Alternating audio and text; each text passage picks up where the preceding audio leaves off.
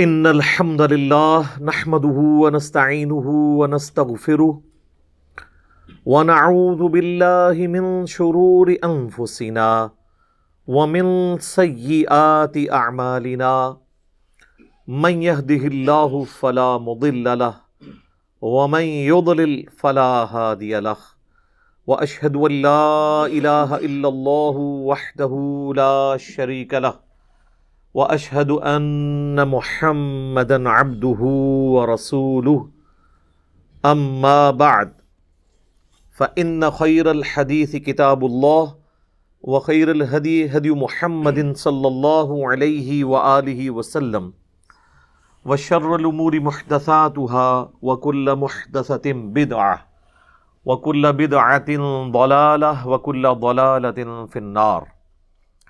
اعوذ باللہ السمیع العلیم من الشیطان الرجیم من ہمزہ ونفخہ ونفثہ بسم اللہ الرحمن الرحیم رب اشرح لی صدری ویسر لی امری واحلل عقدۃ من لسانی یفقہوا قولی. بسم اللہ الرحمن الرحیم ان اللہ وملائکتہ یصلون علی النبی یا ایہا الذین آمنوا صلوا علیہ وسلموا تسلیما. اللہم صلی علی محمد وعلی آل محمد کما صلیت علی ابراہیم وعلی آل ابراہیم انک حمید مجید. اللہم بارک علی محمد وعلی آل محمد کما بارکت علی ابراہیم وعلی آل ابراہیم انک حمید مجید. اللہم ربنا آتنا فی الدنیا حسنۃ وفی الآخرۃ حسنۃ وقنا عذاب النار. ربنا آتنا من لدنک رحمۃ وہیئ لنا من امرنا رشدا. لا الہ الا انت سبحانک انی کنت من الظالمین. حسبنا اللہ ونعم الوکیل. یا حی یا قیوم برحمتک استغیث ولا حول ولا قوة الا باللہ العلی العظیم. آمین. الحمدللہ آج 22 نومبر 2020 کو سنڈے کے دن قرآن کلاس نمبر 55 میں ہم انشاءاللہ تعالی سورہ آل عمران کی آیت نمبر 142 سے آنورڈ سٹارٹ کریں گے. پچھلی کلاس میں بھی میں نے عرض کیا تھا کہ یہ مسلسل 60 آیات سورہ آل عمران کی آیت نمبر 121 سے لے کر 180 تک یہ غزوہ احد کی لائیو کمنٹری ہے. اسی کانٹیکسٹ میں گفتگو جاری ہے. اعوذ باللہ من الشیطان الرجیم بسم اللہ الرحمن الرحیم. ام حسبتم ان تدخلوا الجنہ، کیا تم یہ گمان کرتے ہو کہ تمہیں جنت میں ایسے ہی داخل کر دیا جائے گا؟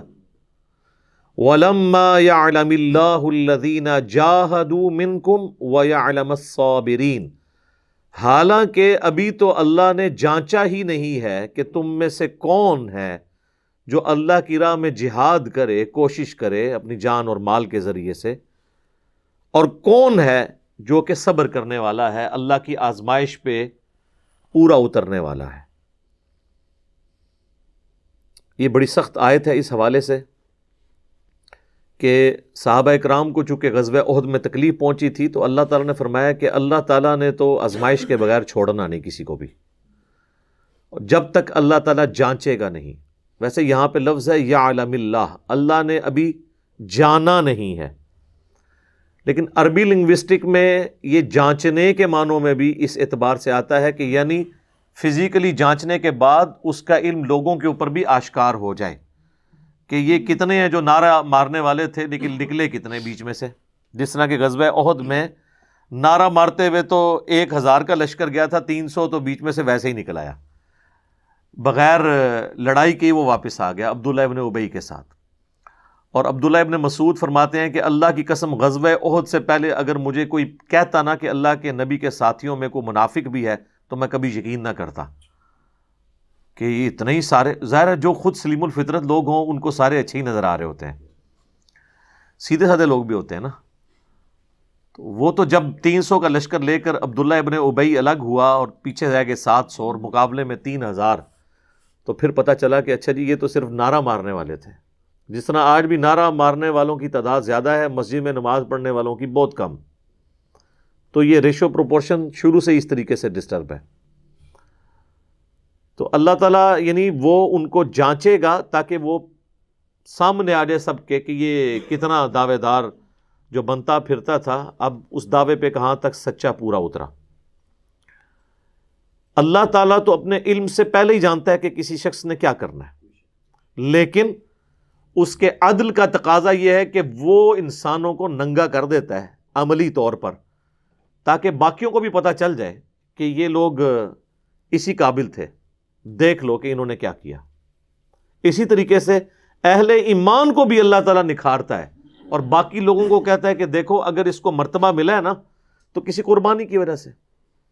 اگر سیدنا حسین ابن علی اس طریقے سے مظلومانہ شہید نہ ہوتے تو قیامت والے دن اللہ کے خلاف حجت کوئی شخص یہ کھڑا کر سکتا تھا کہ ہم نے دین کے لیے اتنی قربانیاں کی اور اس کو صرف نبی کا نواسہ ہونے کی نسبت کام آ گئی. تو اللہ تعالیٰ نے دیکھے نا اس آزمائش میں ڈالا ہے کہ اب کوئی شخص اٹھ کے دعویٰ تو نہیں کر سکتا کہ میری قربانیاں ان سے زیادہ ہیں. تو جو اہل ایمان ہیں ان کی آزمائش بھی اللہ تعالیٰ اس اعتبار سے کرتا ہے تاکہ باقی لوگوں پہ یہ عیاں کر دے کہ یہ قابل ہیں اس مرتبے کے قیامت والے دن. اور جو منافقین ہیں، فاسقین ہیں، اللہ کے مجرم لوگ ہیں، ان کو بھی اللہ تعالیٰ دنیا ہی میں سب کے سامنے کر دیتا ہے کہ تاکہ وہ شخص یہ نہ کہہ سکے کہ یا اللہ تو نے مجھے ٹیسٹ تو کیا ہی نہیں ہے، ورنہ میں تو بڑا اچھا پرفارم کرتا. تو اللہ نے دنیا میں یہ آزمائش والا سلسلہ رکھا ہے اور یہ سب پہ آنی ہے. وَلَنَبْلُوَنَّكُمْ بِشَيْءٍ مِّنَ الْخَوْفِ وَالْجُوعِ وَنَقْصٍ مِّنَ الْأَمْوَالِ وَالْأَنفُسِ وَالثَّمَرَاتِ. ہم ضرور آزمائیں گے تمہیں تھوڑے سے خوف سے، بھوک سے، جان اور مال میں نقص سے. اور پھر بشارت ہوگی ان لوگوں کے لیے جو کہ ہر مصیبت میں کیا کہیں گے، اِنَّا لِلَّهِ وَإِنَّا إِلَيْهِ راجعون، اور صبر کرنے والے ہوں گے. تو یہاں پر بھی صحابہ کو آزمایا گیا اور اللہ تعالیٰ نے اہل ایمان کو اس آزمائش میں کامیاب کیا الحمدللہ. صحیح بخاری میں ایک حدیث ہے کہ صحابہ اکرام نے جب کافروں کی طرف سے آنے والی تکالیف پہ اللہ کے نبی علیہ السلام کو شکایت کی کہ یا رسول اللہ کب اچھے دن آئیں گے، تو آپ علیہ السلام بڑے ناراض ہوئے اور آپ نے غصے کے عالم میں فرمایا کہ تم سے پہلے لوگوں کو تو اتنا آزمایا جاتا تھا کہ ان کے جسموں پر لوہے کی کنگیاں پھیری جاتی تھی کہ گوشت میں سے وہ ہڈی تک پہنچ جاتی تھی، اور ان کے سر کے اوپر آرا رکھا جاتا تھا اور کہا جاتا تھا ایمان چھوڑ دو ورنہ 2 ٹکڑے کر دیے جائیں گے، زمین میں گاڑ کے یہاں تک. اور پھر بھی وہ اپنے ایمان پر ثابت قدم رہتے تھے. تو یہ تو بات بھول جائیں کہ اللہ تعالیٰ کو دودھ پینے والے مجنو چاہیے. اللہ تعالیٰ نے آزمائش ضرور ڈالنی ہے. ہر شخص کی آزمائش ڈیفرنٹ ہے. بعض اوقات آپ کو کوئی شخص آزمائش میں نظر نہیں آ رہا ہوتا لیکن اس کا وہ پہلو چھپا ہوا ہوتا ہے، اس پہ اور طرح کی آزمائش ہے. ایک امیر آدمی کی آزمائش ڈیفرنٹ ہے، ایک غریب آدمی کی آزمائش ڈیفرنٹ ہے، حکمران کی آزمائش ڈیفرنٹ ہے، عوام کی آزمائش ڈیفرنٹ ہے. At the end of the day اللہ تعالیٰ نے سب کو آزمانا ضرور ہے، یہ تو شرط ہے. اور اس کا کلائمیکس جو ہے وہ سورۃ العنکبوت کے بالکل سٹارٹ میں آتا ہے. وہاں پر بھی اللہ تعالیٰ نے اس مضمون کو بڑے سخت الفاظ میں بیان فرمایا ہے. الف لام میم احسب الناس ان یترکوا ان یقولوا آمنا وهم لا یفتنون. کیا لوگوں کو اس بات پہ ہی چھوڑ دیا جائے گا کہ بس وہ کہیں کہ ہم ایمان لائے اور ان کی آزمائش نہ ہوگی. وَلَقَدْ فَتَنَّ الَّذِينَ مِن قَبْلِهِمْ، اور بے شک اللہ نے ان سے پہلے بھی جتنے لوگ گزرے ہیں تمام نبیوں کے امتیوں کو آزمایا تھا. فَلَيَعْلَمَنَّ اللَّهُ الَّذِينَ صَدَقُوا وَلَيَعْلَمَنَّ الْكَاذِبِينَ. تو اللہ تعالیٰ ضرور یہ جانچ کر رہے گا کہ کون اپنے دعوے میں سچے ہیں اور کون جو ہیں وہ جھوٹے ہیں. تو یہ یعنی جانچ کر اللہ تعالیٰ حجت تمام کرتا ہے. اگر اللہ تعالیٰ جنت اور دوزخ کا فیصلہ بغیر جانچے ہی کر دیتا تو کئی دوستیوں نے کہنا تھا کہ یا اللہ تو چانس ہی نہیں دیتا، دیکھتا سی کیا کر دے. تو یہاں چانس ملا ہوا، آپ دیکھ لیں. موت کے منہ سے لوگ واپس آ جاتے ہیں، پھر وہی کام کرتے ہیں. اکثر ایئر کریشز میں جو لوگ بچ جاتے ہیں یا کریش ہوتے ہوتے جہاز بچ جاتا ہے، تو ہونا تو چاہیے کہ وہ لینڈ کرتے ہی سیدھا جا کے توبہ طائب ہوں. بس وہ زمین پہ جب پاؤں لگتے ہیں تو دماغ پھر آسمان پہ پہنچ جاتا ہے ان کا. تو یہ دنیا آزمائش کی جگہ ہے تاکہ لوگ اللہ کی طرف پلٹیں. سورہ الف لام میم السجدہ میں بھی اللہ تعالیٰ نے فرمایا نا کہ ہم دنیا کی زندگی میں تمہیں تکلیف دیں گے تاکہ تم اللہ کی طرف پلٹ آؤ. جب سب کچھ ہیپی ہیپی چل رہا ہو نا تو پھر انسان اللہ کی طرف متوجہ نہیں ہوتا. جب بریک لگتی ہے نا پھر پتہ چلتا ہے اوہ یہ تو کسی اور کے قبضہ قدرت میں تھی میری تقدیر کی ڈور. تو اس لیے اللہ نے آزمائش رکھی ہے اور اس سے کوئی آزاد نہیں ہے. وَلَقَدْ كُنْتُمْ تَمَنَّوْنَ الْمَوْتَ مِنْ قَبْلِ أَن تَلْقَوْهُ، اور یہ غزوہ احد سے پہلے تو تم تمنا کرتے تھے کہ ہم تو موت سے ملاقات کے لیے بےتاب ہیں، اور اللہ تعالیٰ ہمارے کہ موت آنے سے پہلے ہی تم اس چیز کے بڑے خواہش مند تھے کہ یہ موت کیوں نہیں آتی، یہ زندگی اللہ کی امانت ہے، ہم فوراً اللہ کے حوالے کریں. موت سے پہلے موت مانگ رہے تھے تم.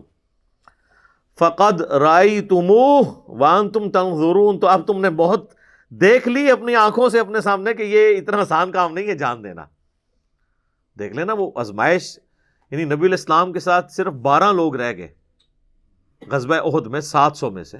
ایسی بھاگدڑ مچی کہ باقی لوگ چھوڑ کے چلے گئے. آج والے کہتے ہیں ہم گردن کٹا دیں گے، یہ پتہ چل جاتا اس زمانے میں. وہ میرا ایک کلپ بھی ہے نا یوٹیوب پہ، تیرے ہوتے جنم لیا ہوتا.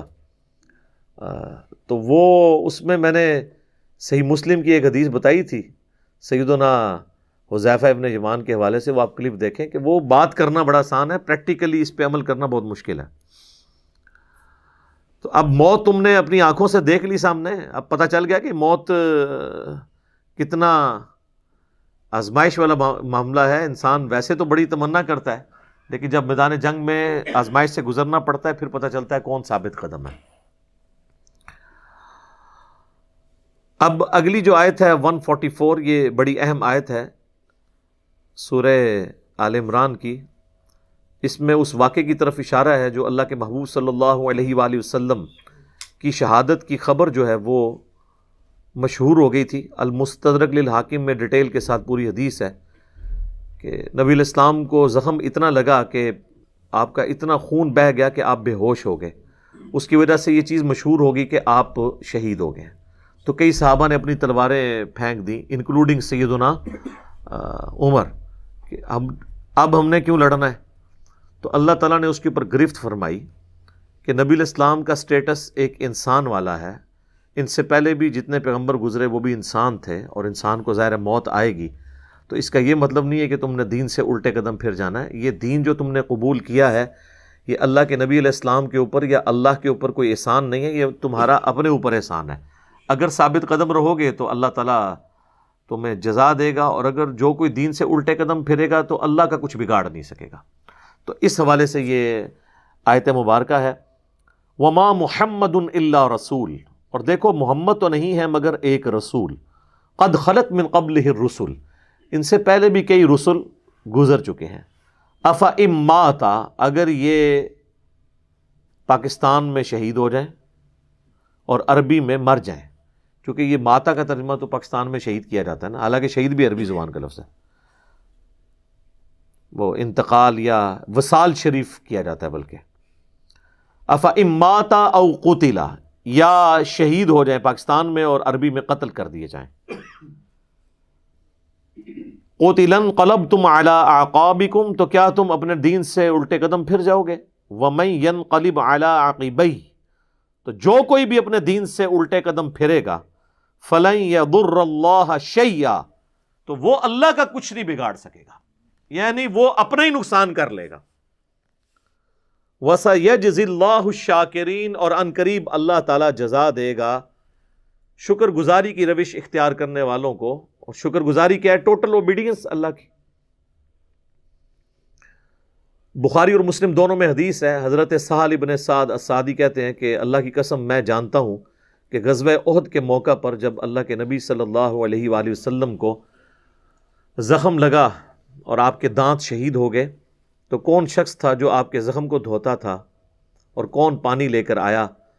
اور پھر انہوں نے بتایا کہ سیدنا علی رضی اللہ تعالیٰ عنہ علیہ السلام نے ایک ڈھال کو الٹا کر کے، ڈھال یعنی ایک طرف پیٹ نکلا ہوتا ہے، اسے الٹا کریں تو برتن بن گیا، اور اس میں پانی لے کر آئے اور سیدہ فاطمہ نے نبی علیہ السلام کا وہ زخم دھویا، اور جب خون نہیں رکتا تھا تو سیدہ فاطمہ سلام اللہ علیہا نے ایک کپڑا کاٹن کا جلا کے اس کی راکھ وہاں پر رکھی۔ یہ آج بھی بڑا آزمودہ طریقہ ہے، اور زخم جو ہے نا وہ اس سے خون رسنا بند ہو گیا، چونکہ آپ کا خون اتنا نکل چکا تھا کہ ظاہر ہے کہ جب خون زیادہ نکل جائے اور بلڈ پریشر لاس ہو جائے تو انسان بے ہوشی کے عالم میں چلا جاتا ہے، اور اسی وجہ سے یہ چیز مشہور ہو گئی تھی کہ اللہ کے نبی صلی اللہ علیہ وآلہ وسلم وفات پا گئے۔ تو کئی لوگوں نے تلواریں پھینک دی۔ المستدرک للحاکم میں اس کانٹیکسٹ میں ڈیٹیل حدیث موجود ہے، اور ایک اور حدیث ہے جو کم از کم صحیح بخاری میں 4 دفعہ ڈیٹیل کے ساتھ آئی ہے، وہ سیدنا ابو بکر کا خطبہ ہے نبی صلی اللہ علیہ وآلہ وسلم کی وفات کے فوراً بعد۔ اس کے اوپر میری الگ سے بھی کئی ایک ویڈیوز ریکارڈڈ ہیں جس میں نے وہ احادیث ڈسپلے بھی کی ہیں صحیح بخاری کے اندر، کہ جب نبی صلی اللہ علیہ وآلہ وسلم کی وفات ہوئی تو سیدنا ابو بکر جو ہیں وہ حجرہ عائشہ میں داخل ہوئے، چونکہ محرم بھی تھے، اور اس حال میں کہ انہوں نے دیکھا کہ مسجد میں جھمگٹا لگا ہے اور سیدنا عمر جو ہیں وہ تلوار اٹھائے کھڑے ہیں کہ جو کوئی کہے گا کہ محمد صلی اللہ علیہ وآلہ وسلم دنیا سے جا چکے ہیں تو میں اسے قتل کر دوں گا۔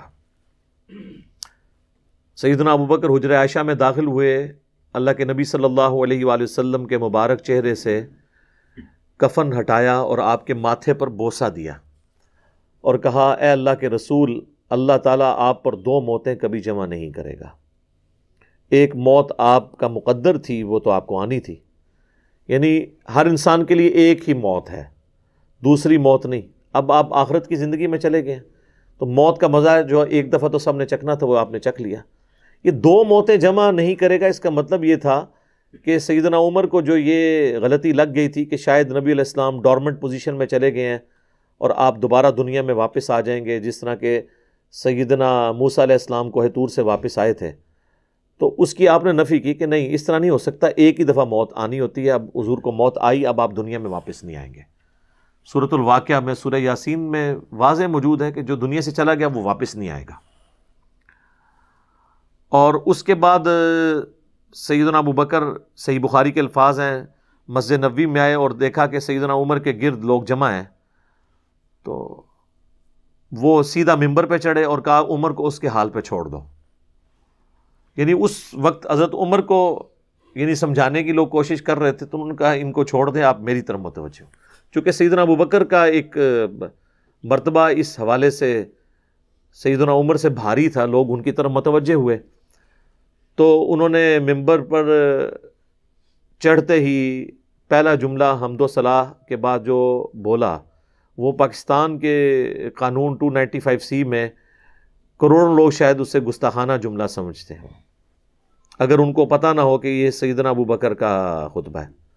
ہم نے سوشل ایکسپیریمنٹ بھی کیا ہے اس پہ، کسی کو بتایا کہ بھئی یہ دیکھیں، اگر کوئی شخص یہ کہے کہ جو شخص محمد کی عبادت کرتا تھا وہ جان لے کہ محمد مر چکے ہیں، اور جو اللہ کی عبادت کرتا ہے وہ جان لے کہ اللہ زندہ ہے، اسے کبھی موت نہیں آئے گی، تو آگے سے جواب سننے کو ملا یہ کون گستاخ ہے جس نے یہ بات کی ہے؟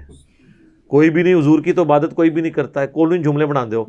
تو ہم نے بتایا یہ بخاری شریف میں کم از کم 4 جگہ موجود ہے، وما محمد الا رسول، تو قرآن میں آیا نا۔ صحیح بخاری میں حضرت ابو بکر کے خطبے کے الفاظ یہ ہیں، من کان یعبد محمدا فإن محمدا قد مات، جو کوئی بھی تم میں محمد کی عبادت کرتا تھا تو جان لے کہ محمد مر چکے، مات کے الفاظ ہیں۔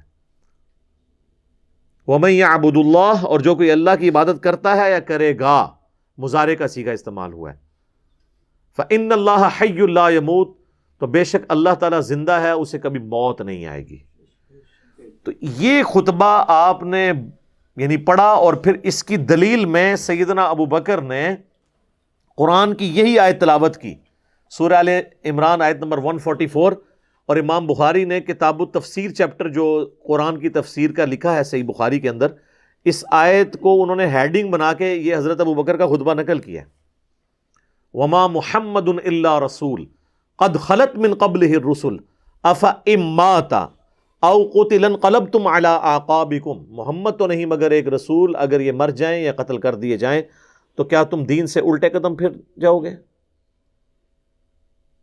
اور جو کوئی دین سے الٹے قدم پھرے گا تو اللہ کا کوئی نقصان نہیں کرے گا، اور اللہ تعالیٰ ثابت قدم رہنے والوں کو جزا دے گا، جو شاکرین ہوں گے، شکر گزاری کی روش اختیار کرنے والے۔ پھر آپ نے اگلی ایک اور آیت تلاوت کی، سورہ الزمر کی آیت نمبر 30، انک میت و انہم میتون، اے نبی بے شک تمہیں بھی مرنا ہے اور تمہارے مخالفین کو بھی مرنا ہے۔ وہ آیت بھی آپ نے تلاوت کی۔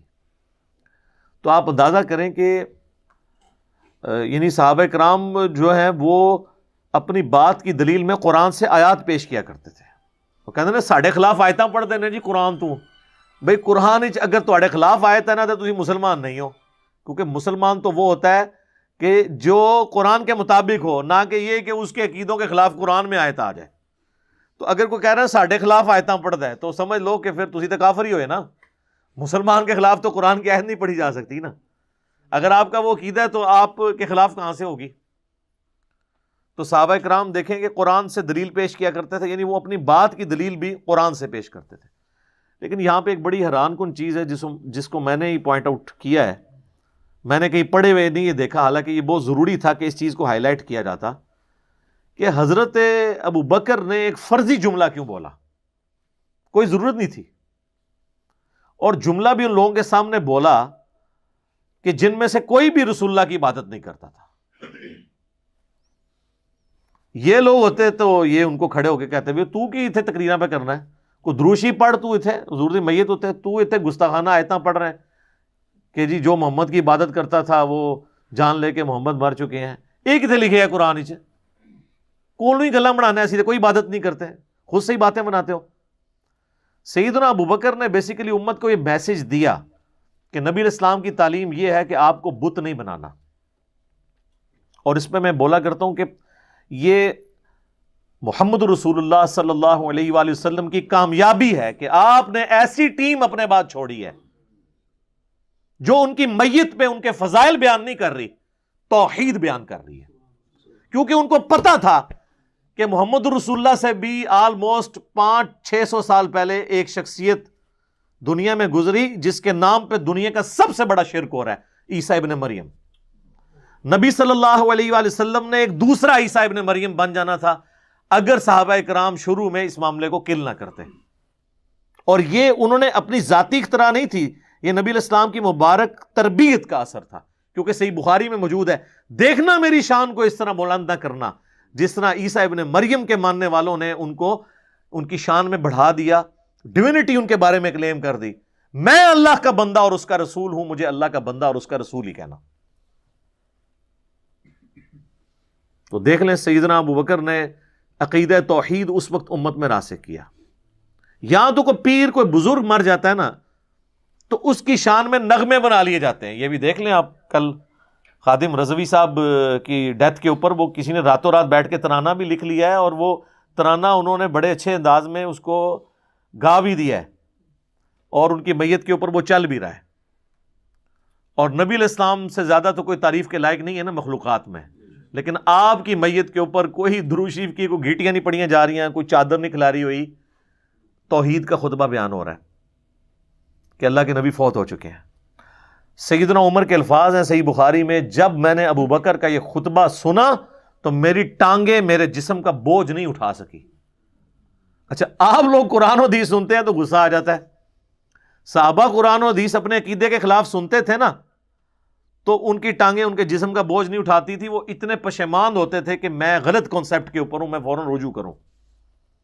اور سیدنا ابو بکر کے خطبے کے بعد سیدنا عمر کہتے ہیں مجھے یقین آ گیا کہ حضور فوت ہو چکے ہیں۔ اور پھر بخاری کے الفاظ ہیں، صحابہ کہتے ہیں کہ ہم کئی دن تک ہماری یہ حالت تھی، جب ہم ایک دوسرے کو ملتے تھے نا تو ہم یہ آیت سناتے تھے، وما محمد الا رسول قد خلت من قبلہ الرسل، یہ سورہ آل عمران کی آیت نمبر 144، تاکہ ہمیں یہ یقین آ جائے کہ نبی علیہ السلام دنیا سے جا چکے ہیں۔ ایک دوسرے کو یہ آیت سنایا کرتے تھے، گستاخانہ آیت، یہ تو گستاخانہ ہی کہتے ہیں نا، یہ ہوتے تھے جناب ایک دوسرے نو جنا کچھ اور ہی سنا دے، ناتا سنا دے رہتے۔ تو صحابہ نے ظاہر ہے انہوں نے تو مشن لے کے چلنا تھا نا، ان کو تو پتا تھا کہ پیغمبر کا کام ہے اللہ کا پیغام دنیا تک پہنچانا، اس کے بعد وہ امت کے کام حوالے کر کے چلے گئے ہیں۔ اب پیغمبر کے ساتھ نسبت اس کی ہوگی، محمد رسول اللہ کا لاڈلا قیامت کے دن وہ ہوگا، حضور کی شفاعت کا حقدار وہ شخص ہوگا جو نبی الاسلام کے مشن کو آگے لے کے چلے گا۔ یہ نہیں ہے کہ جو جتنا اونچا نعرہ مارے گا، یہ چیز نہیں۔ ہم لوگوں نے تو اس حوالے سے بالکل کانسیپٹ جو ہے نا وہ بدل لیے ہوئے ہیں، چونکہ ہم نے قرآن پڑھا نہیں ہے، اس لیے ہمیں اندازہ نہیں ہے کہ قرآن پاک میں نبی صلی اللہ علیہ وآلہ وسلم کا سچا محب اور سچا پیروکار کس شخص کو ڈکلیئر کیا گیا ہے، جو آپ صلی اللہ علیہ وآلہ وسلم کا مددگار ہوگا ان کے دین کے بارے میں، ان پر نازل ہونے والی کتاب پر ایمان لانے والا ہوگا۔ اس حوالے سے قرآن حکیم میں ایک آیت موجود ہے جہاں پہ نبی صلی اللہ علیہ وآلہ وسلم سے متعلق پریڈکشن آئی ہے، یعنی تورات اور انجیل کے اندر جو آپ کی خصوصیت بیان ہوئی تھی، اور اس کے ساتھ نبی صلی اللہ علیہ وآلہ وسلم کا ذکر خیر آیا ہے کہ آپ صلی اللہ علیہ وآلہ وسلم جو ہیں وہ ان پہ ایمان لانے والا اصل میں وہ ہوگا جو آپ صلی اللہ علیہ وآلہ وسلم کی اس دین میں مدد کرے گا اور اس نور کے اوپر ایمان لے کر آئے گا جو ان کے ساتھ نازل ہوا۔ یہ بڑی سخت آیت ہے جی، یقین کریں انسان ہل جاتا ہے جتنی بار اسے پڑھتا ہے۔ آیت نمبر ہے 157 اور 158۔ الذین یتبعون الرسول النبی الامی الذی یجدونہ مکتوبا عندہم فی التوراۃ، یعنی اہل ایمان کے بارے میں آ رہا ہے کہ یہ اس نبی کی پیروی کر رہے ہیں، اس نبی امی کی جس کا ذکر یہ لکھا ہوا پاتے ہیں اپنے پاس تورات اور انجیل میں۔ یأمرہم بالمعروف، جو انہیں حکم دیتے ہیں نیکی کا، وینہاہم عن المنکر، اور روکتے ہیں انہیں برائی سے، ویحل لہم الطیبات، اور حلال کرتے ہیں ان کے لیے پاکیزہ چیزیں، ویحرم علیہم الخبائث، اور حرام کرتے ہیں خبیث چیزیں، یعنی اللہ کے اذن سے وہ شریعت کا پیغام پہنچاتے ہیں۔ وَيَدَعُ عَنْهُمْ إِصْرَهُمْ وَالْأَغْلَالَ الَّتِي كَانَتْ عَلَيْهِمْ، اور جو بوجھ ان پر پڑ چکے تھے، جو ان کے گلوں میں توق تھے، جو خود ساختہ ایک قسم کی شریعت اڈاپٹ کر لی تھی، وہ ان سے دور کرتے ہیں۔ فَالَّذِينَ آمَنُوا، پس جو ان پر ایمان لائے، بِهِ، اس کے اوپر جو ان کے ساتھ نازل ہوا، وَعَزَّرُوا، اور ان کی عزت کرے، وَنَصَرُوا، اور ان کی مدد کرے، وَاتَّبَعُوا النُّورَ الَّذِي أُنزِلَ مَعَهُ، اور اتباع کرے اس نور کی جو ان کے ساتھ نازل ہوا، یعنی قرآن۔ اولئک هم المفلحون، یہی لوگ ہیں جو کہ فلاح پانے والے ہیں۔ یعنی اللہ تعالیٰ فرما رہا ہے کہ نبی صلی اللہ علیہ وآلہ وسلم کا سچا امتی کون ہے؟ جو کہ ایمان لے کر آئے ان پر، اس کے بعد ان کی عزت کرے۔ یہ تو دونوں آسان کام ہے، ایمان بھی لاتے ہیں لوگ، عزت ضرور سے زیادہ کر رہے ہیں۔ ظاہر ہے کہ جب یہ کہیں گے خدا کا پکڑا چھڑائے محمد، محمد کا پکڑا چھڑا کوئی نہیں سکتا، غلو کر رہے ہیں۔ رسول اللہ کے سامنے یہ کوئی جملہ بول سکتا ہے؟ اللہ جس کو پکڑ لے گا نا، نبی علیہ السلام اس کو چھڑوائیں گے نہیں، نبی علیہ السلام چھڑوائیں گے اس کو جس کو چھوڑنے کا اللہ اذن دے گا۔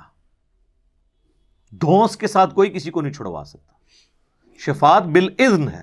ہر دفعہ نبی علیہ السلام جا کے سجدہ کریں گے اور اللہ تعالیٰ اذن عطا فرمائے گا اور مقرر کرے گا تعداد کہ اتنے لوگوں کو جن کا ایمان اس لیول کا ہے اب ان کو نکال لیں، جن کا ایمان اس لیول کا ہے ان کو نکال لیں۔ نبی علیہ السلام اپنی مرضی سے کچھ نہیں کر سکتے، یہ تو عقیدہ ہی گستاخانہ ہے۔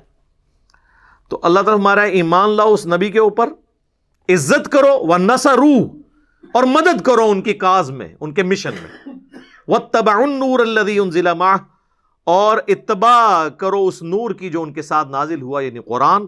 اولئک هم المفلحون، ایسے لوگ ہیں فلاح پانے والے، یہ لوگ فلاح پائیں گے۔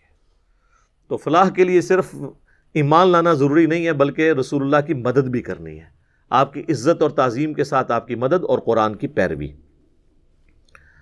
تو صحابہ اکرام نے حضور کی میت کے اوپر عقیدہ راسخ کر کے بالکل صحیح بات بتا دی، اور آپ دیکھیں صحابہ کو کبھی یہ وہم بھی نہیں آیا تھا کہ نبی علیہ السلام سے ہم نے جا کے اب ڈائریکٹ کوئی بات کرنی ہے، ورنہ آپ دیکھیں حضور کی میت رکھی ہوئی ہے، صحیح بخاری میں ڈیٹیل موجود ہے، میرا ایک کلپ بھی ریکارڈڈ ہے، سیدہ فاطمہ کا قاتل کون، اس میں نے ڈیٹیل سے سقیفہ بنی ساعدہ کی حدیث بیان کی تھی کہ کسی کے دماغ میں بھی یہ مشورہ نہیں آیا کہ نبی علیہ السلام سے آپ کی ابھی میت باہر ہے، ابھی تو قبر میں نہیں گئے، جو لوگ قبر پہ جا کے مانگتے ہیں اور بزرگ بابوں کی، رسول اللہ تو ابھی ان کی میت باہر رکھی ہوئی ہے، جا کے آپ کے میت سے جا کے پوچھ لیں کہ یا رسول اللہ بتائیں آپ کا سکسیسر کون ہے آپ کے بعد۔ کسی کو وہم نہیں آیا۔ بعد کے لوگ پتہ نہیں کیا کیا دعوے کرتے ہیں۔ تو یہ چونکہ آیت اس جگہ پر پڑھی گئی، اس لیے میں نے اس کانٹیکسٹ میں بخاری کی وہ حدیث بیان کر دی۔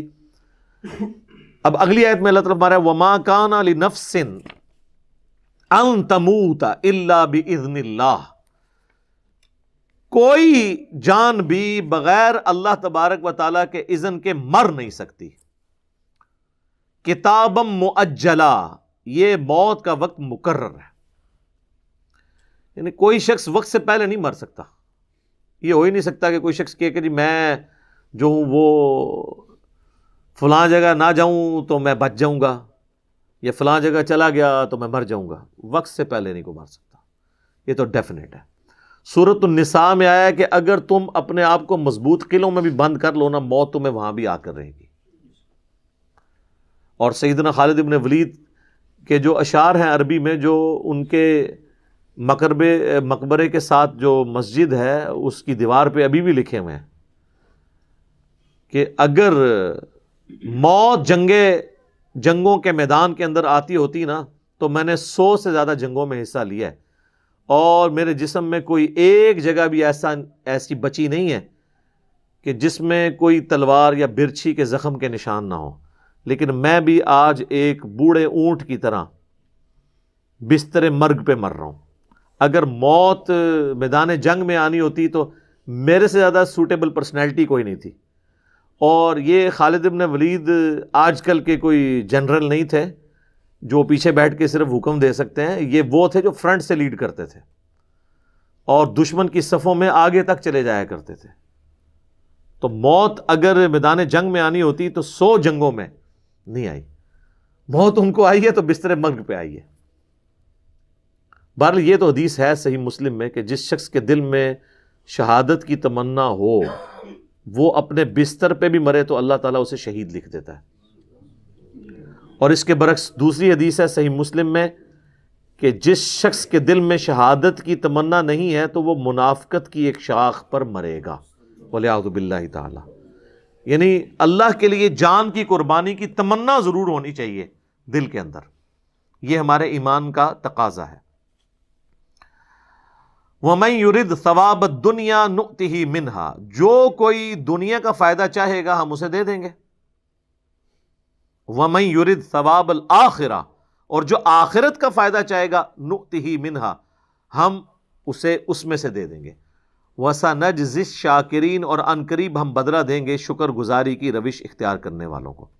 یعنی جو دنیا میں سارا فائدہ اٹھانا چاہتا ہے اللہ تعالیٰ اس کو فائدہ دے دے گا، اور وہ بھی 100% کنفرم نہیں ہے، بعض اوقات لوگ محنت کرتے ہیں آؤٹ پٹ کچھ نہیں نکلتی، لیکن اوورآل رول یہی ہے محنت کا پھل دنیا میں مل جاتا ہے، اور جو آخرت کے لیے کوشش کرے گا اسے آخرت کا ملے گا۔ اس کا یہ مطلب نہیں ہے کہ دنیا کی محنت چھوڑ کے صرف آخرت کی کرنی ہے، یہ مطلب نہیں ہے اس کا، کیونکہ دوسری جگہ سورۃ البقرہ میں گزر چکا ہے ربنا آتینا فی الدنیا حسنہ وفی الآخرۃ حسنۃ وقنا عذاب النار۔ اہل ایمان کی روش ہے کہ وہ ہم سے دعا کرتے ہیں اے اللہ ہمیں اس دنیا میں بھی بھلائیاں عطا فرما اور آخرت میں بھی بھلائیاں عطا فرما، اور آخرت کی سب سے بڑی بھلائی عطا فرما دے ہمیں جہنم کی آگ سے بچا لے۔ اللہم اجرنا من النار، آمین۔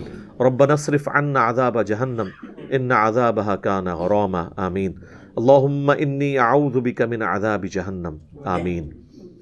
تو اہل ایمان وہ ہیں جو دنیا کے ساتھ ساتھ آخرت کی بھی فکر کرتے ہیں، اور جو دنیا دار ہیں وہ کہتے ہیں آخرت دیکھی جائے گی، دنیا میں جو کچھ کمانا ہے نا وہ کما لو۔ وَكَأَيٍّ مِّن نَبِيٍّ قَاتَلَ مَعَهُ رِبِّيُّونَ كَثِيرٌ، اور کتنے ہی نبی ایسے گزرے ہیں کہ ان کے ساتھ میدان جنگ میں قتال میں شامل ہوئے ربی لوگ، اللہ والے لوگ۔ یہ ربی کی ٹرم ابھی بھی استعمال ہوتی ہے یہودیوں کے ہاں، جس طرح ہم اپنے علماء کے لیے استعمال کرتے ہیں نا علامہ، تو وہ ربا استعمال یہ کرتے ہیں، مربی کا لفظ استعمال ہوتا ہے اللہ والے۔ یہ وہی ہے جو سورہ آل عمران میں پہلے گزر چکی ہے، کونوا ربانیین۔ جو انبیاء تھے جب وہ دعوت دیتے تھے وہ یہ نہیں کہتے تھے ہمارے بندے بن جاؤ، اللہ تعالیٰ فرماتا ہے وہ ہمیشہ کہتے تھے رب والے بن جاؤ۔ تو جو اللہ کے نیک بندے ہیں انہوں نے نبیوں کے ساتھ مل کر قتال کیا، فما وہنوا لما اصابہم فی سبیل اللہ، تو انہوں نے ہمت نہیں ہاری ان تکلیفوں کے سبب جو انہیں اللہ کی راہ میں اٹھانی پڑی۔ اب یہ بیسیکلی ساتھ ساتھ تربیت ہو رہی ہے نا صحابہ کی، غزوہ احد میں واضح فتح شکست میں بدل گئی، تو اب بتایا جا رہا ہے کہ اب ہمت ہار کے تو نہ بیٹھ جاؤ نا، ایک جنگ میں اگر نقصان ہو گیا، تم سے پہلے بھی انبیاء کے ساتھ جن لوگوں نے قتال کیا ہے انہیں بھی تکلیفیں اٹھانی پڑی، اور الٹیمیٹلی اللہ تعالیٰ نے انہیں سرخرو کیا۔ تو اگر اب یہ تکلیفیں گزارنی پڑ رہی ہیں تمہیں، تو تم یاد کرو ان لوگوں کو جو تم سے پہلے انبیاء کے پیروکار تھے، انہوں نے کبھی ہمت نہیں ہاری ان تکالیف کے بعد۔ وما ضعفوا وما استکانوا، اور نہ وہ کمزور ہوئے اور نہ انہوں نے کوئی ہار مانی کبھی۔ واللہ یحب الصابرین، اور اللہ تعالیٰ محبت کرنے والا ہے، پسند فرماتا ہے جو صبر کی روش اختیار کریں۔ وما کان قولہم الا، ان کی تو بات نہیں ہوا کرتی تھی، ان کی تو دعا نہیں ہوا کرتی تھی سوائے اس کے، الا ان قالوا ربنا اغفر لنا ذنوبنا واسرافنا فی امرنا، آمین۔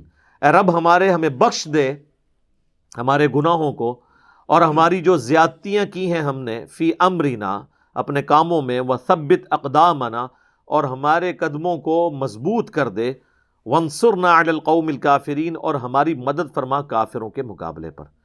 یہ سیم وہی الفاظ ہیں آلموسٹ جو سورۃ البقرہ میں طالوت اور جالوت کی جب جنگ ہوئی تھی، تو اس وقت حضرت طالوت نے یہ دعا مانگی اور ان کے ساتھیوں نے۔ تو بیسیکلی یہ دعا غزوہ بدر میں تعلیم کی گئی، غزوہ بدر سے پہلے سورۃ البقرہ کے اندر، اور اب دوبارہ اس کی طرف یاد دلائی جا رہی ہے کہ اہل ایمان کی روش یہی ہوتی ہے میدان جنگ میں کہ وہ اللہ سے دعا کرتے ہیں، اللہ بخش دے ہمارے گناہوں کو اور ہمارے کاموں میں جو ہم سے غلطیاں ہوگی۔ ظاہر غلطی تو ہوئی تھی، 50 تیر اندازوں نے، صحیح بخاری میں آتا ہے کہ لشکر وہ درہ چھوڑ دیا تھا، اور ہمارے قدموں کو مضبوط رکھ اور کافروں کے مقابلے پر ہماری مدد فرما۔ فآتاہم اللہ ثواب الدنیا، تو اللہ تعالیٰ نے انہیں دنیا کا ثواب یعنی دنیا کی کامیابی عطا فرمائی، وحسن ثواب الآخرہ، اور جو عمدہ ثواب ہے آخرت کا وہ تو ابھی باقی ہے، دنیا میں تو اللہ نے ان کو کامیابی دی۔ اچھا یہ صحابہ کو کہا جا رہا ہے، لیکن اب آپ ذرا دیکھیں یہ ایک قلیل سی جماعت ہے 700 کی، جسے اس طرح ٹرین کیا جا رہا ہے، ان کے تو وہم و گمان میں نہیں تھا کہ کل کو ہم نے سپر پاور بن جانا ہے، لیکن اللہ کو تو پتا تھا میں نے ان سے کیا کروانا ہے اس جماعت کے ذریعے۔ اس لیے میں اکثر کہتا ہوں کہ غزوہ احد کے موقع پر ایک ڈسپلن لوز ہوا ہے نا، اس کے بعد صحابہ نے کوئی جنگ ہاری نہیں کبھی، کیونکہ یہ 60 آیات میں جس طریقے سے اللہ تعالیٰ نے ان کی غلطیوں کو ہائی لائٹ کر کے ان کی اصلاح فرمائی ہے، پھر انہوں نے اپنا ڈسپلن لوز نہیں کیا، کیونکہ اللہ تو قادسیہ اور یرموک دیکھ رہا تھا نا کہ میں نے اتنی صدیوں کی جو بدماش حکومتیں ہیں ان لوگوں سے الٹوانی ہے، ان کے پاس تو نہ کوئی اسلحہ ہے نہ کوئی جدید ساز و سامان ہے کہ ان بڑی ریزرو آرمیز کا مقابلہ کر سکیں، تو اگر یہ ڈسپلن بھی لوز کریں گے تو یہ کس طرح ان کا مقابلہ کر سکتے ہیں؟ تو اللہ تعالیٰ ماتا ہے ان کو ہم نے دنیا میں کامیابی دی، ابھی تک ان کو نہیں دی ہوئی تھی، ان کی تو ابھی کامیابیاں باقی تھی، اور آخرت کا ثواب تو ابھی ہے۔ واللہ یحب المحسنین، اور اللہ تعالیٰ جو نیکوکاری کی روش اختیار کرنے والے ہیں، محسنین ہیں، ان کو پسند فرماتا ہے۔ یا ایھا الذین آمنوا، اے اہل ایمان، ان تطیعوا الذین کفروا، اگر تم کافروں کی پیروی کرنا شروع کر دو گے نا، یردوکم علی اعقابکم، تو وہ تو تمہیں الٹے قدم پلٹا دیں گے تمہارے دین سے، فتنقلبوا خاسرین، اور تم لوٹو گے اس حال میں کہ تم خسارہ پا جاؤ گے۔ یعنی ان کی تو خواہش یہ ہے کہ جس طرح کہ جس بلی کی دم کٹ جائے نا، اس کی خواہش ہوتی ہے کہ ساری بلیوں کی دمیں کٹ جائیں تاکہ وہ نمایاں نہ ہو. تو کافر تو خود تو برباد ہوئے ہیں، ان کی خواہش یہ ہے کہ تم بھی اہل ایمان بھی ان کی روش اختیار کر لو. یہ اسپیسیفکلی یعنی یہودیوں کے بارے میں، مسلمانوں میں گھسے ہوئے تھے، منافقین تھے، اندر سے کافر تھے، اور وہ اس طرح کی باتیں کرتے تھے جن کی وجہ سے مسلمانوں کے حوصلے پست ہوتے. تو اللہ تعالیٰ نے فرمایا ان کی باتوں کی طرف توجہ نہیں دینا، تم نے نبی علیہ السلام کی پیروی اختیار کرنی ہے. بل اللہ مولاکم، بلکہ اللہ ہے تمہارا مولا، پشت پناہ، مددگار. وَهُوَ خَيْرُ النَّاصِرِينَ، اور وہ سب سے بہتر مدد فرمانے والا ہے. یعنی ہماری روش یہی ہونی چاہیے، ہم اللہ کی طرف رجوع لائیں. آگے چل کے وہ دعا آ بھی جائے گی کہ اہل ایمان کو جب کافروں کی سازش کی خبر پہنچتی ہے تو وہ کہتے ہیں حسبنا اللہ ونعم الوکیل. وہ اسی صورت میں وہ آیت بھی آ جائے گی. بلکہ صحیح بخاری میں موجود ہے، عبداللہ ابن عباس کہتے ہیں کہ جب ابراہیم علیہ السلام کو آگ میں پھینکا جانے لگا تو انہوں نے پڑھا تھا حسبنا اللہ ونعم الوکیل. اور جب تمہارے نبی پہ مشکل وقت آتا تھا تو وہ بھی کہتے تھے حسبنا اللہ ونعم الوکیل. یہ بہترین وظیفہ ہے، ہم نے اللہ ہی پر بھروسہ کیا اور وہ بہتر کارساز ہے. یہ بہترین وظیفہ ہے حسبنا اللہ ونعم الوکیل. لیکن وظیفہ خالی یعنی تسبیح میں پڑھنے کے لیے نہیں، واقعی وہ پوری توجہ کے ساتھ، پورے درد کے ساتھ اس کو فالو کیا جائے. سنلقی فی قلوب الذین کفروا الرعب، ان قریب ہم کافروں کے دلوں میں تمہارا رعب ڈال دیں گے. بما اشرکوا باللہ، بسبب اس کے کہ انہوں نے اللہ کے ساتھ شرک کیا. مشرک جو ہے نا وہ مسلم سے دب جائے گا. صحیح بخاری اور مسلم میں حدیث ہے کہ مجھے اللہ نے 5 ایسی خصوصیات دی ہیں جو مجھ سے پہلے کسی پیغمبر کو نہیں دی. نمبر 1، پوری زمین میرے لیے سجدہ گاہ بنا دی ہے، میرے امتی جہاں چاہیں نماز ادا کر سکتے ہیں. دوسرا، مال غنیمت میرے لیے حلال کر دیا ہے، جنگ میں کافروں کا چھوڑا ہوا سامان حلال ہو گیا ہے. پہلے حلال نہیں تھا، بلکہ وہ اوپن مجمع میں رکھتے تھے، آسمان سے آگ آ کے اس کو جلا دیتی تھی. نمبر 3، اللہ تعالیٰ نے 1 مہینے کی مسافت سے میرا روب کافروں کے اوپر ڈال دیا. اور حضور کی پریکٹیکل لائف میں بھی آپ دیکھ لینا، غزوہ تبوک کے موقع پر جب نبی علیہ السلام 30,000 کا لشکر لے کے گئے ہیں اور کوئی ساز و سامان سے لیس نہیں تھا، بڑی مفلسی کے ساتھ جیش العسرہ تھا وہ، اور مقابلے پر رومن امپائر 1.5 لاکھ کی فوج خود کیسر روم لیڈ کر کے عرب کے بارڈر پہ آیا ہوا تھا، اور وہ پہلے آ کے وہاں بیٹھا ہوا للکار رہا تھا. جب حضور پہنچے تو حضور کے آنے سے پہلے ہی بھاگ گیا، ورنہ یرموک وہیں پہ ہو جانی تھی. تو یہ 1 مہینے کی مسافت سے اللہ تعالیٰ نے روب ڈال دیا. پھر نبی علیہ السلام 40 دن تک رومن امپائر کے بارڈر پہ رہے، اور وہاں کے جتنے قبائل تھے ان کے ساتھ معاہدے کیے ریٹن میں کہ یا تو تم ہمارا ساتھ دو گے یا نیوٹرل رہو گے. رومن امپائر کا اب ساتھ نہیں دینا. ظاہر ہے وہ تو ویسے ہی اب ڈر گئے نا کہ بھئی جس کے دبدبے سے وہ کیسے روم بھاگ گیا ہے تو یہ تو زیادہ پاورفل لوگ ہیں. تو اللہ تعالیٰ ہمارا ہے کہ چونکہ مشرک ہے، وہ شرک کرنے والا ہے، اس پہ اہل ایمان کا روب ہے. تو وہ میں 5 چیزیں جو بتا رہا تھا بخاری و مسلم میں، زمین سجدہ گاہ بن گئی، مال غنیمت حلال ہو گیا. نمبر 2، نمبر 3، 1 مہینے کی مسافت سے اللہ تعالیٰ نے میری مدد فرمائی ہے. نمبر 4، مجھے پوری انسانیت کے لیے پیغمبر بنایا ہے، اگلے انبیاء قوم اور قبیلے کے لیے ہوتے تھے. اور نمبر 5، اللہ نے مجھے شفاعت کا اذن دیا ہے. اور صحیح مسلم میں ایک 6ٹھی فضیلت بھی ہے کہ اللہ تعالیٰ نے مجھ پہ ختم نبوت فرما دی ہے. اور مسلم شریف میں ایک اور حدیث میں آیا کہ اللہ نے مجھے جوامع کلمات کے ساتھ مبعوث کیا ہے. میں بات مختصر کرتا ہوں اور اس کی گہرائی بہت زیادہ ہوتی ہے. گہرائی یہ نہیں ہے کہ معرفت کی گل سمجھ ہی نہ آئے کسی نو. ساڑھے تھے جڑا کوئی پٹھی گل کرتا ہے نا تو وہ سمجھتے ہیں کہ بڑی گہری بات کی ہے. نبی علیہ السلام کی گہری باتیں یہ نہیں ہوتی تھی کہ سمجھ ہی نہ کسی کو آئے. وہ اتنی سادہ بات ہوتی تھی کہ اس کا مفہوم ہر بندہ سمجھ آتا تھا، اور آپ جتنے مرضی جگہ اس کو فٹ کریں وہ چیز فٹ ہوتی. جیسا کہ بخاری کی پہلی حدیث ہے، انما الاعمال بالنیات، اعمال کا دار و مدار نیتوں پر ہے. ہر شخص کے لیے وہ ہے جس کی اس نے نیت کی. اگر کسی شخص نے کسی عورت سے نکاح کے لیے ہجرت کی تو اس کی ہجرت اس کے لیے لکھی جائے گی، اور جس نے اللہ اور اس کے رسول کے لیے ہجرت کی تو اس کی ہجرت ان کے لیے لکھی جائے گی. اب یہ کہنے کو تو ایک چھوٹی سی حدیث ہے انما الاعمال بالنیات، لیکن سر پوری زندگی کو کور کرتی ہے. تو یہ جوامع کلمات ہے، اعمال کا دار و مدار نیتوں پر ہے، ٹھیک ہے۔ تو یہاں پہ جو الٹی سیدھی باتیں اور مشکل سے اردو کے الفاظ، اور کئی تو ایسے بھی ہوتے ہیں کہ وہ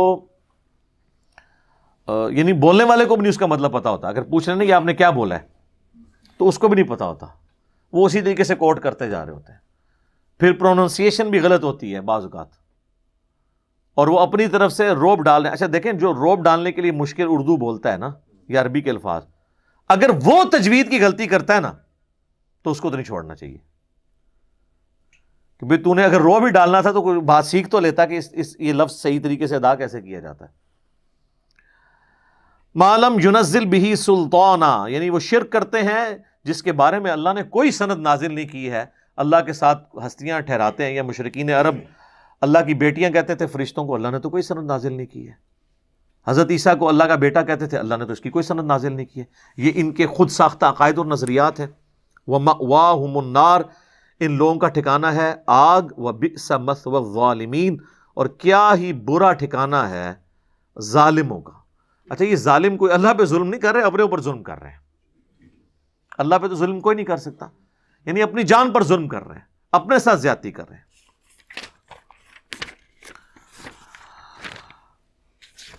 وَلَقَدْ صَدَقَكُمُ اللَّهُ وَعْدَهُ، اور بے شک اللہ نے تو اپنا وعدہ پورا کر دیا تھا۔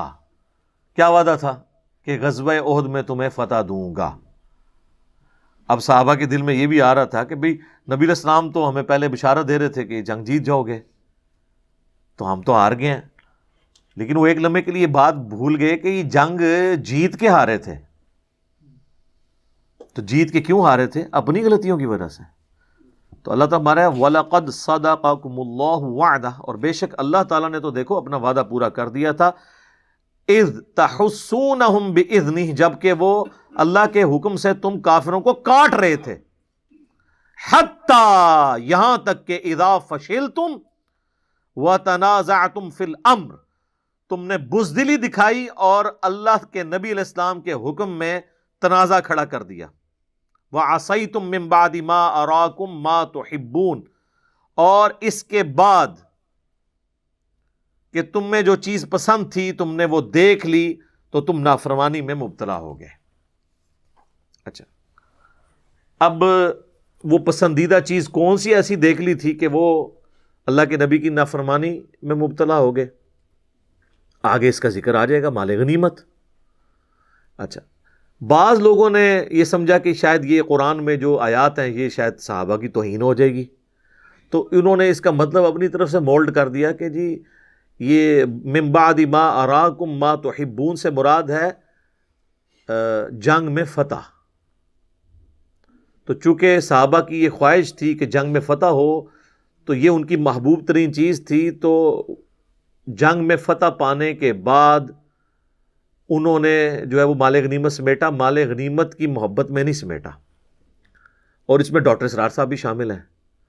تو اس طریقے سے قرآن کے منہ میں آپ اپنا لقمہ ڈال نہیں سکتے۔ قرآن تو وہ کتاب ہے جس میں باطل داخل ہی نہیں ہو سکتا۔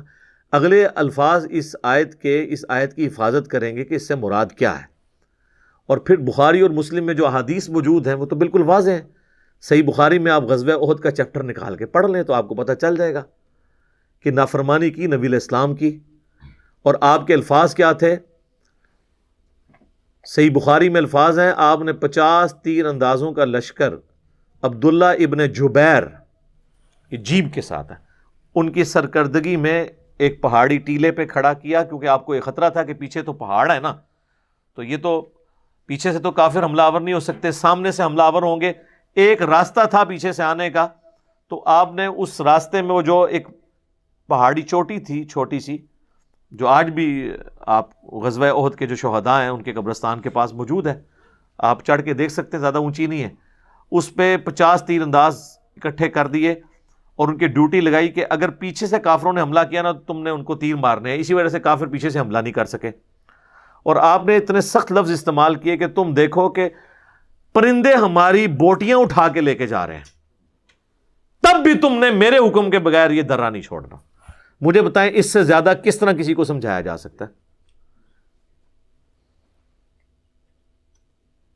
لیکن جب بھگدڑ مچی، کافر بھاگنا شروع ہو گئے، مسلمان ان کو قتل کرتے جا رہے تھے، وہ اپنا سامان چھوڑ کے بھاگتے جا رہے تھے، تو وہاں جو درے پہ لوگ موجود تھے انہوں نے کہا لو جی ہم تو جیت گئے ہیں، تو انہوں نے اپنا درہ چھوڑ دیا. صرف 15 بندے وہاں پر رہے، 35 نے چھوڑ دیا. اور اس وقت عبداللہ بن جبیر چیختے رہے کہ اللہ کے نبی نے منع کیا تھا. جو ان کے لیڈر تھے انہوں نے نہیں چھوڑا، لیکن باقیوں نے بات نہ سنی اور انہوں نے خود اجتہاد کر لیا. انہوں نے کہا یہ اللہ کے نبی نے تو اس لیے فرمایا تھا نا کہ اگر شکست ہو جائے، یہ تو شکست کی صورت میں تھا نا، اب تو فتح ہو چکی ہے. اب مجھے بتائیں اگر شکست کی صورت میں نیچے آ کے کیا کرنا ہے سامان سمیٹ کے؟ فتح کی کیس میں یہ بات ہو سکتی تھی نا، شکست میں تو پھر جا کے اپنے جو لوائقین ہیں ان کی لاشیں سنبھالنی تھی، نہ کہ مال غنیمت سمیٹنا تھا. یہ لاجیکل بھی نہیں تھی بات. لیکن بس وہ اس وقت ایک کیفیت طاری ہوئی، اور پھر خالد بن ولید کی عقابی نظریں دیکھ رہی تھیں. وہ کافروں کی طرف سے آئے تھے، انہوں نے دیکھا لو جی درہ خالی ہوا ہے. انہوں نے، وہ کیولری کے سپہ سالار تھے، وہ سارے گھوڑ لشکر والا حصہ ان کے پاس تھا، پیدل جنگ والا نہیں، گھوڑوں والا. انہوں نے پیچھے سے آ کے حملہ کیا. 70 سے زیادہ صحابہ شہید ہو گئے. انصار کا کوئی گھر نہیں تھا جس میں کوئی میت نہ ہو، حتیٰ کہ نبی علیہ السلام کے بھی دانت شہید ہو گئے. آپ کی شہادت کی خبر مشہور ہو گئی. صحابہ نے تلواریں پھینک دی کہ اب تو حضور ہی چلے گئے ہیں، تو اب پیچھے ہم کیا کریں گے. تو اب کہاں تک بات چلی گئی. اور اس پہ میں نے ایک خطرناک جملہ بولا تھا کہ اللہ کے نبی دنیا میں موجود ہوں تب بھی اگر آپ کے ساتھی، آپ کے امتی آپ کی نافرمانی کریں تو اللہ کے نبی کو بھی اس کا اس اعتبار سے تکلیف کا سامنا کرنا پڑتا ہے اپنے امتیوں کے کرتوتوں کی وجہ سے. اور آج تو اللہ کے نبی ہم میں موجود بھی نہیں ہے. آج ہمیں کس چیز کا غرور ہے کہ ہم اللہ کے نبی کی نافرمانی کریں اور اللہ کی مدد ہمارے لیے آ جائے. جب اللہ کے نبی دنیا میں فزیکلی موجود تھے، اس وقت جب نافرمانی ہوئی تو اللہ نے یہ پرواہ نہیں کی کہ چلو یار انہوں نے غلطی کی ہے تو نبی کی وجہ سے میں ان کو بھی چھوڑ دوں. الٹا نبی علیہ السلام کے بھی مبارک دانت شہید ہو گئے. کتنی خطرناک بات ہے. یہ ہے کتابوں کا خدا، یہ بابوں کا خدا نہیں ہے. یہاں تو بزرگ نگاہ مار کے تو پتہ نہیں کیا کر دیتے ہیں. ٹھیک ہے، ہاں بزرگ جڑے نا وہ یوٹیوب تو گستاخانہ فلمہ نہیں ڈیلیٹ کر سکتے، نگاہ مار کے اپنے مرید ہی ساڑ سکتے ہیں. وہ ہے کہانیاں بنی ہوئی ہیں.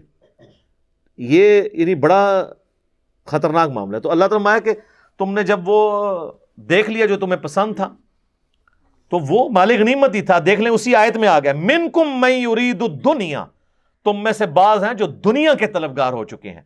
ومنکم من یرید الآخرہ، اور بعض ہیں جو آخرت کے طلبگار ہیں. اب مجھے بتائیں جنگ میں فتح جو ہے یہ دنیا کی طلب ہے یا آخرت کی طلب ہے؟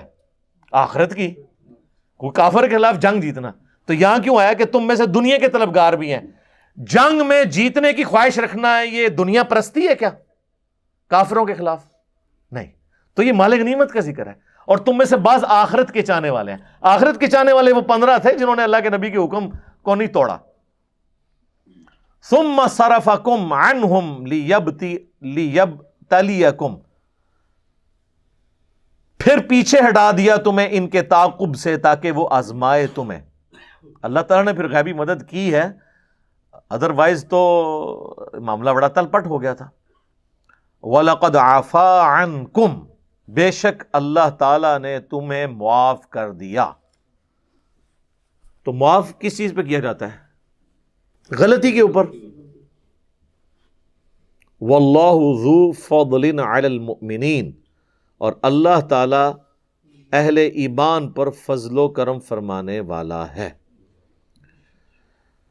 یہیں پہ اسے کنکلوڈ کرتے ہیں. انشاءاللہ اگلی دفعہ ہم اگلی آیات میں ڈسکس کریں گے.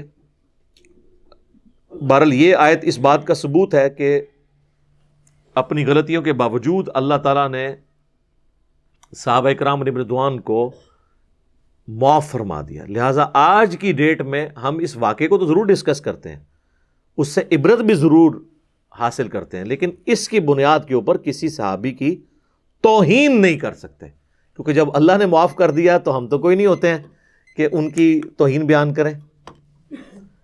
تو یہ ایک ایکسٹریم ہے کہ کوئی ان کی بے عزتی کرنا شروع کر دے، اور دوسری ایکسٹریم وہ ہے جو کہ جی اس طرح کی آیتیں پڑھنی نہیں چاہیے، اس کا درس ہی نہیں ہونا چاہیے جس میں صحابہ کی گستاخی کا پہلو نکلتا ہو. تو ان کا عقیدہ تو کفر کی طرف جا رہا ہے، کیونکہ یہ تو اللہ تعالیٰ نے چیزیں بیان کی ہیں، تو جو چیز اللہ نے بیان کی ہے وہ منوان اسی طریقے سے بیان ہوگی. اس سے بڑھ کے چیزیں بیان ہو رہی ہیں. حضرت آدم علیہ السلام کی غلطی بار بار قرآن میں ڈسکس ہوئی ہے، تو اگر حضرت آدم علیہ السلام کی غلطی ڈسکس کرنا گستاخی نہیں ہے تو صحابہ کی غلطیاں ڈسکس کرنا تو یہ تو چھوٹا جرم ہوگا نا. بڑا جرم تو کسی نبی کی غلطی کو ڈسکس کرنا ہے. لیکن اس کے بعد آپ نے توہین نہیں کرنی، بلکہ اس سے عبرت حاصل کرنی ہے. جو اللہ تعالیٰ نے سورۃ الاعراف میں فرمایا کہ ہم نے قصہ آدم اور ابلیس تم سے اس لیے بیان کیا تاکہ اے اولاد آدم، جس طرح شیطان نے تمہارے ماں باپ کو ورگلایا اور انہیں جنت سے نکلوا دیا، تمہیں نہ کہیں ورگلا دے. اور اس میں تو بڑے سخت الفاظ ہیں، تمہارے ماں باپ کے کپڑے اتروا دیے شیطان نے. وہ جنتی لباس اتر گیا تھا نا، اور اس میں آتا ہے کہ وہ پتوں سے پھر اپنی شرمگاہیں چھپانے لگے. یعنی یہ کتنے سخت الفاظ ہیں کہ تمہارے ماں باپ کے کپڑے شیطان نے اتروا دیے، تو اسی بندے دے پتر بن کے رہنا ہے. دیکھ لو، تو اب اس میں کوئی حضرت آدم علیہ السلام کی توہین نہیں ہے، بلکہ یہ توہین گستاخیاں، یہ تو گستاخ عربی تے گاف ہوندی کوئی نہیں. یہ سارے ایتھے بنائے ہوئے الفاظ نے. دین کو سمجھیں. جب آپ دین شخصیات کی عزتوں کو دین سمجھنا شروع کر دیتے ہیں نا، تو پھر دین کا حلیہ بگڑ جاتا ہے. دین کی اصل توحید ہے، معرفت الہی ہے، اور تمام بزرگ ہستیاں ان کا احترام ہے، لیکن یہ اللہ تعالیٰ کی راہ بتلانے والی ہیں، نہ کہ ان کی عبادت اور ان کی رسپیکٹ اس حوالے سے شروع کر دی جائے کہ نہ آپ قرآن پڑھ سکیں نہ حدیث پڑھ سکیں.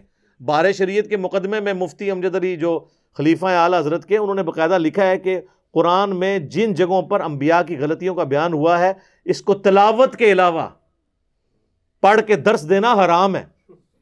دیکھو، اندازہ کرو. جبکہ قرآن کیا کہہ رہا ہے کہ ہم نے قصہ آدم اور ابلیس، اے اولاد آدم، اس لیے بیان کیا تاکہ تمہارے ماں باپ کو جس طرح اس نے ورگلایا اور اس نے جنت سے نکلوا کے ان کے کپڑے اتروا دیے، تمہارے ساتھ یہ کام نہ ڈال دے. اور یہ کہتے ہیں اس کا ترجمہ کر کے نہیں لوگوں کو بتانا، اسی لیے شیطان کہتے بھی چڑھے ہوئے ہیں نا، اور کپڑے اتر رہے ہیں. پوری دنیا میں مسلمانوں کے کپڑے اتر رہے ہیں، قرآن کو تو چھوڑ دیا. اللہ تعالیٰ سے دعا ہے جو حق بات میں نے کہی اللہ تعالیٰ ہمارے دلوں میں راسخ فرمائے. اگر جس بات میں میرے منہ سے کوئی غلط بات نکل گئی، اللہ تعالیٰ ہمیں معاف فرما دے، دلوں سے محب بھی کر دے اسے. ہمیں کتاب و سنت کی تعلیمات پر عمل کر کے دوسرے بھائیوں تک پہنچانے کی توفیق عطا فرمائے.